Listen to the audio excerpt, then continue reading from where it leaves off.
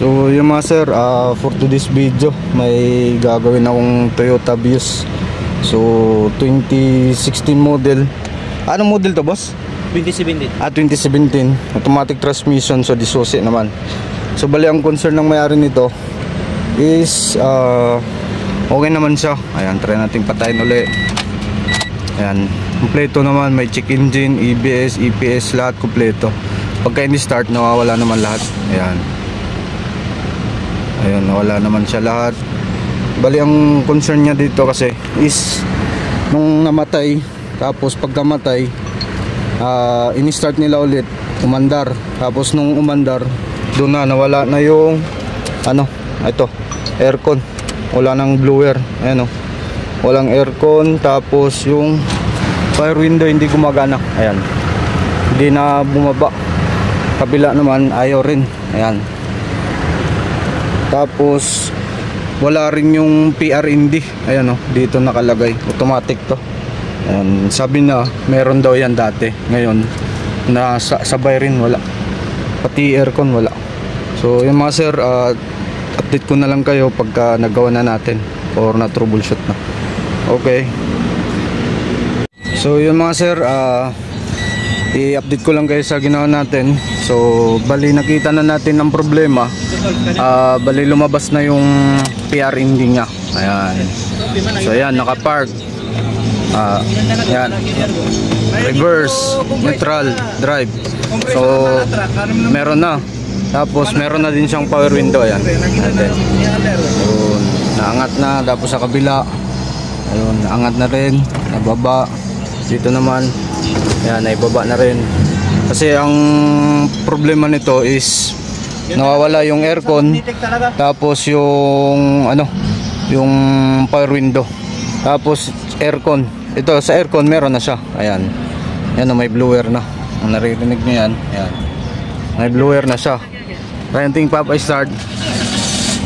So pagka ini-start siya, all goods naman, wala namang naging problema. So yung mga sir, bali ang pinaka main problem nito is ayan, meron na siyang aircon. Ayan, meron na siyang aircon, may compressor na siya, may blower na siya. Pero ang problema, nag-trace tayo sa mga wiring. So ngayon, tinanggal natin yung kasi pagka sinalpakan ko siya ng fuse, yung fuse kasi niya is andito. Ayan, andyan. Tapos pagka sinalpakan ko siya ng fuse, maya maya pagka naka-aircon, maya maya mga 1 minute is puputok yung fuse, tapos mawala yung PRND niya dito. Puputok yung fuse, mawala yung PRND. So ilang beses na kaming ayan bumili na kami ng mga fuse. Laging yung pinuputok basta nag-aircon. So akala ko is yung fan. Akala ko is yung fan. Tinanggal namin yung fan, tapos dinirekta ko muna sa battery. Ganun pa rin, naputok pa rin yung fuse kada start, kada on ng aircon, naputok pa rin yung fuse. So ang ginawa ko, tinanggal ko yung socket ng compressor. Pagkatanggal ko sa compressor socket, so inobserbaran ko siya mga mga 1 oras na, hindi nawawala yung PRND, hindi namumutok ng fuse. Pero pagka sinalpak ko yan, mga 30 seconds or either mga 20 seconds, ayun, mawawala na, puputok yung fuse, mawawala yung PRND, hindi na gumagana yung power window, tapos yung aircon, blower, wala na. Tapos pagka isasalpak ko, pagka tinanggal ko, ayun, lalagyan ko ng fuse, hindi siya nawawala. So ibig sabihin mga sir, ang pinaka main problem niya is yung clutch solenoid niya, yung sa compressor yun ang may problema, yun ang nagka-grounded. So yun mga sir, kumbaga sa electrical lang kasi tayo. So sabi ko sa may-ari, papalitan muna ng papalitan ng clutch solenoid, yung sa may compressor, yung nagpapa-engage, kasi yun ang dahilan ng grounded. So yun, binalik namin yung fan original para para gagana siya, kasi mag-overheat naman to pagka binalik namin, kasi akala ko yun ang problema. So Yun lang pala yung compressor. Ayan, oh. Yan, may hangin yan, may buga. Tapos doon naman mayroon pa rin yung part. Yan, nakalagay.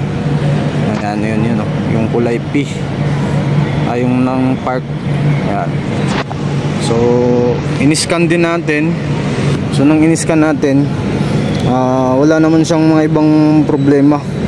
Okay naman siya, all goods naman. So yun lang mga sir, dito pala tayo ngayon sa Mandaluyong, sa may Star Mall. Ayun, sa paradahan ng mga jeep. Ayan, yan Star Mall. So yun, solve na to. So importante, nakita natin kung saan siya nagka-problema, kung saan siya nagka-grounded. Alright, so ano to, Toyota Vios 2017 model. Okay, so solve na to.